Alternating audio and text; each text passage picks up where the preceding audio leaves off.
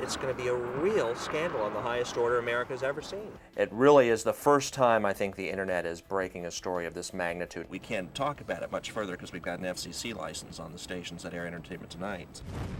There's serious problems of sexual malfeasance in the White House. You've got everyone in Washington now aware of a story after I broke it over the internet over the weekend, after Newsweek stopped the story. When they decided not to run this story, I had an opportunity to move in, and they presented me that opportunity, and that's what I did.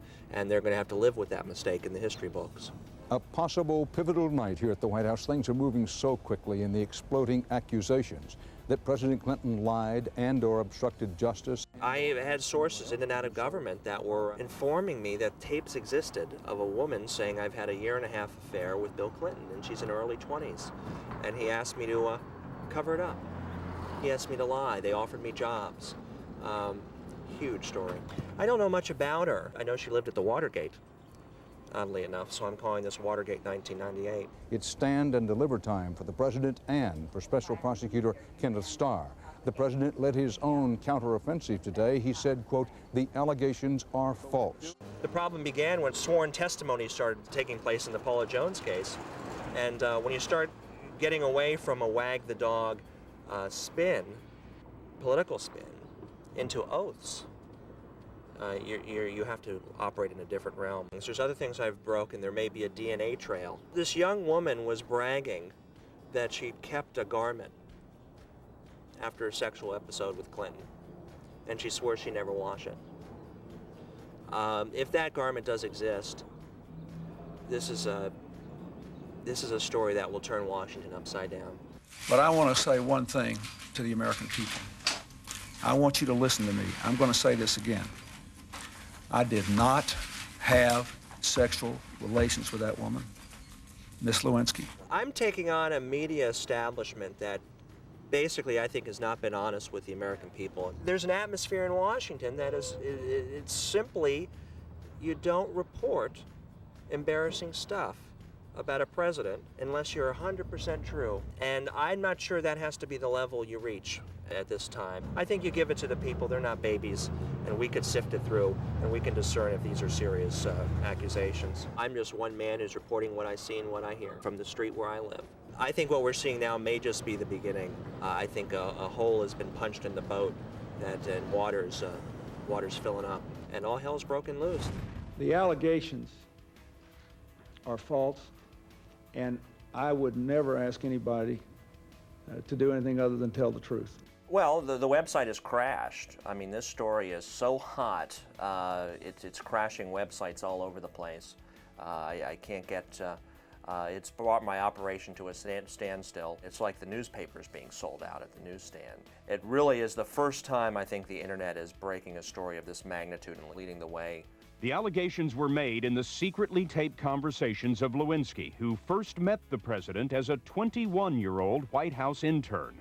She has been subpoenaed to testify in the Paula Jones sexual harassment case, and she swore under oath that she never had an affair with Mr. Clinton. It's a chain reaction that began with the Paula Jones case when you attack the accuser. And one thing led to another. Paula Jones led to a White House staffer, Kathleen Willey. Kathleen Willey led to Lewinsky. You start when you become aggressive and you're talking from the highest office in the land. You never know where that's going to lead, and honesty is the best policy in this, and it looks like they've got themselves in such a mess. I don't know how they get out of it. I don't know how you put the toothpaste back in the tube. We are going by the book. We want the truth. We want all the truth. We want it completely, accurately, and we will satisfy ourselves that we're getting the truth. And that is the absolute bedrock point. We want the truth. The Lewinsky case is far from over, if in fact she's indicted. I think she has not been totally forthright, and this is why investigators may or may not be interested in her. Apparently behind the scenes the activity is just breathtaking, and the investigators, the big problem is they don't have enough manpower to chase down all the leads. But again, it's a real dark hour, I think, for the country. This is not something I'm reporting with gusto and a happy happy face. This is a sad story about deception and fallen leaders. So, no, I don't feel vindicated. Saturday, Mr. Clinton testified under oath. A source familiar with the deposition says Mr. Clinton acknowledged it was possible Lewinsky saw him at odd hours in the White House, but he said she was probably delivering documents. Mr. Clinton denied under oath any sexual relationship with Lewinsky. If and when it dries up, the cameras will run away from the story.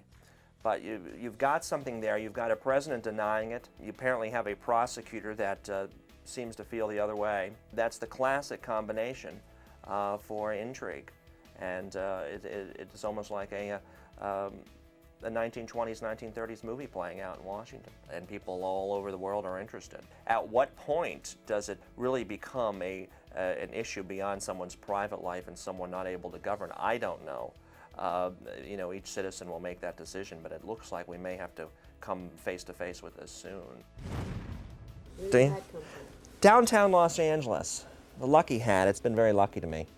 So I'm superstitious that way. It represents to me a whole era when people actually hit the streets and people weren't so concerned with what people thought of them. Since I run my own website, and I'm my own reporter, and I'm my own editor, and my own publisher, and my own publicity person, it's a whole multifaceted, it's sort of a new generation media where you can operate a full-blown newsroom or magazine out of a computer.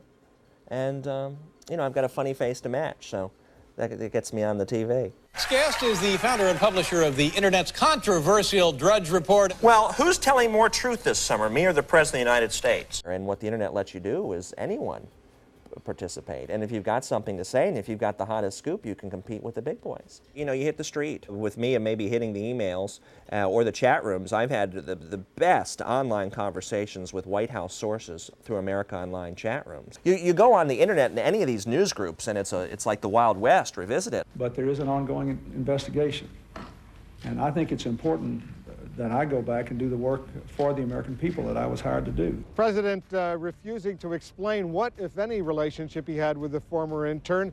And I seem to be in the middle of it. The Lewinsky thing has been nothing, if not put my name on the map. It was getting hot going up to that, but boy, this thing has just made it sonic. Well, you know, a couple years ago I was folding T-shirts in a gift shop. So this whole thing is, you know, it's kind of a media, you know, fantasy. From, you know, from the very beginning, it felt like magic. I know that my public comments and my silence about this matter gave a false impression. I misled people, including even my wife. Oh, I had almost 800,000 people into the website yesterday. Those who think that last night's speech was the closing curtain, I think haven't even begun to see the third, fourth act of this thing. Indeed, I did have a relationship with Miss Lewinsky that was not appropriate. In fact, it was wrong. But I told the grand jury today, and I say to you now, that at no time did I ask anyone to lie, to hide or destroy evidence, or to take any other unlawful action. The key thing at this point, since he's conceded the relationship, or somewhat, is the cover-up. Is the chain of events surrounding Monica Lewinsky and what exactly he may have asked her to do and other people in the White House. So he had problems with the timeline of the case, that he was not clear on specific aspects of the case, and he did himself more harm than he did good. Now this matter is between me, the two people I love most, my wife and our daughter, and our God. Nothing is more important to me personally, but it is private. And I intend to reclaim my family life for my family. It's nobody's business but ours.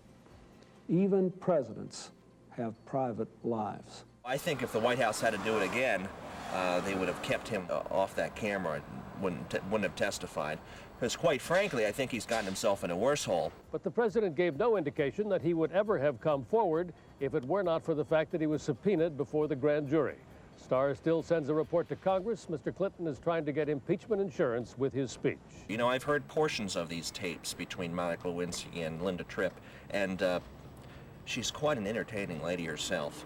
and I think she's got a lot to say. We can't talk about it much further because we've got an FCC license on the stations that air Entertainment Tonight. But what impact did his televised address really have? A CBS News poll surveyed people who watched the president's speech. 62% said his statement had no effect on their opinion of him. 25% said they think worse of him, while 11% think better of him. That is what's pushing this. It's much more of a spectacle than it is people looking up to him as a leader during a crisis potential. I don't think that's what they're seeing in him. I think they're seeing in him much more of good drama and soap opera. And J.R. Ewing was the man we love to hate. It's an embarrassing little scene, isn't it? You know, this story started from my apartment upstairs, and I wish I could have a nice clean ending to it so I can take a summer vacation, but I just don't see it at this point. I suspect Bill Clinton may be one of the masked men. Do you think a president really needs the support of Hollywood? Absolutely not.